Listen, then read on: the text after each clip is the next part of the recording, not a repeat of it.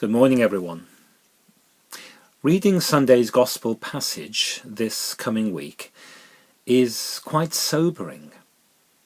It's the one where Jesus returns to Nazareth, and one day he goes into the synagogue, and he opens the scroll and he reads from it, and all eyes are upon him.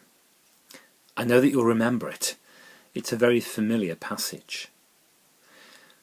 And it's hard, I think, to fully grasp the impact that Jesus must have had when he returned to Nazareth, his hometown, the place where he grew up, the place where he was a young boy, and where he became a man.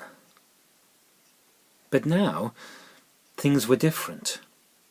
He was different. Different.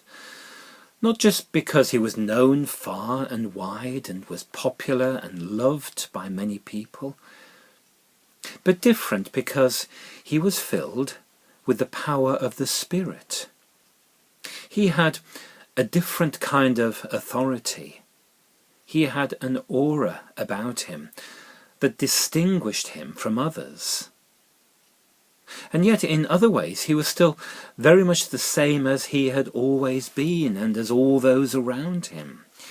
He went to the synagogue as was his custom, just like thousands of other faithful and devout Jewish people. As was his custom, which means that he did this on a regular, even frequent basis. But this day was different.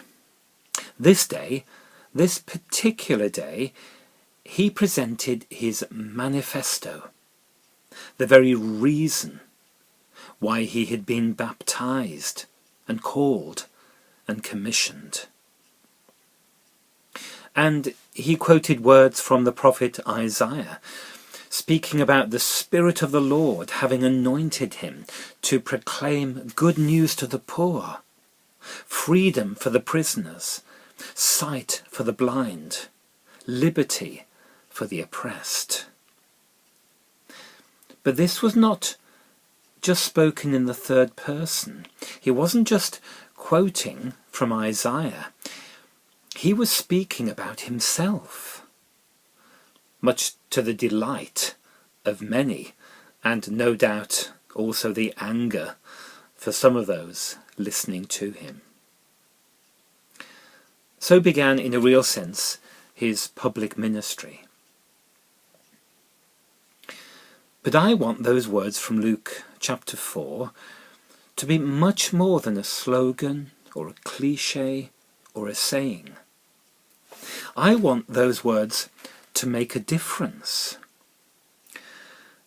It is very easy, as I know all too well, to get caught up in the detail of church life.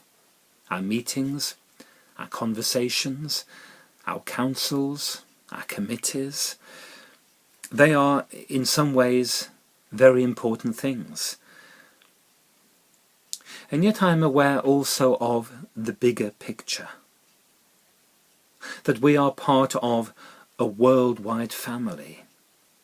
That we live on this unique and amazing planet, which is beautiful, but which is also quite scary at times. The Saudi airstrike on a prison in Yemen, killing many people. The tensions, growing tensions between Russia and the Ukraine, and many other situations across the world which need our prayers. How can we be good news in those places, in those situations? How can we offer freedom, sight, hope, love in all these places? For our calling is to not just look inwards, but outwards into our communities, the places that we live and work. Our calling is not to a ministry of maintenance, but to a life of mission. We are not called to maintain our buildings or even our structures of church life just for the sake of it, just because we've always done it, just to keep the show on the road.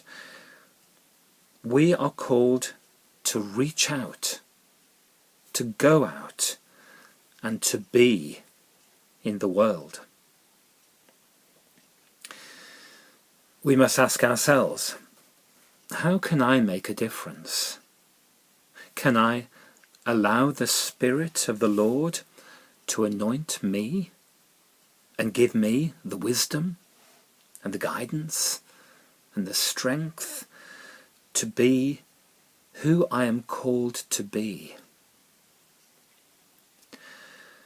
It's a question that we can't avoid if we remember that challenge from Jesus to go out into the world and make disciples and make a difference and be the difference.